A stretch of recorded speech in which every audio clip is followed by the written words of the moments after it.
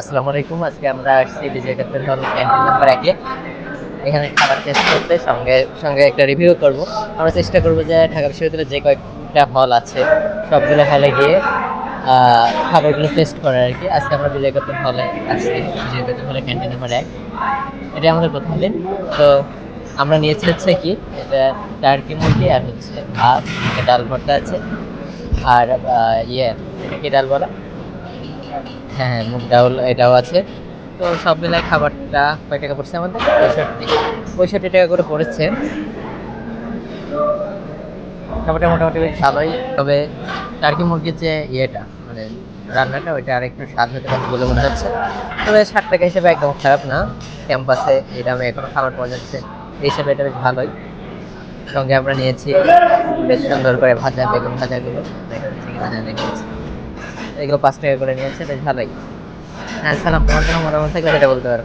খাবার কেমন লাগলো? আহ, খাবার বলতে গেলে আমরা হল লাইফের যারা শিক্ষার্থী আছে তাদের কাছে আসলে ভালো খাবার একটা বেহেস্তি জিনিস মনে হয়।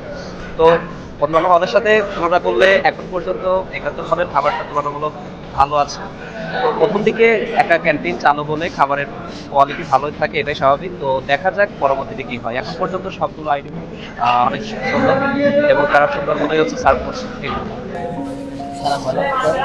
অন্যান্য হল কয়েকটার খাবার ট্রাই করা হয়েছে, তবে এই হলের খাবারের মানটা বিশেষ করে ভাতের কোয়ালিটিটা বেশ ভালো এবং মুরগির কোয়ালিটিটাও অন্যান্য হলের তুলনায় দাম কিছুটা কম এবং খাবারের মানটা বেশ ভালো বলে মনে হয়েছে।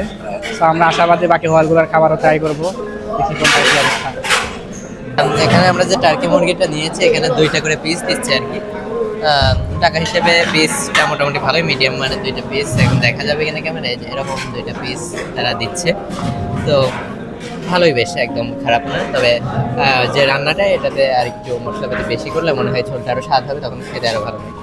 এটাই আর কি, বেশ ভালো। ঠিক আছে, ধন্যবাদ।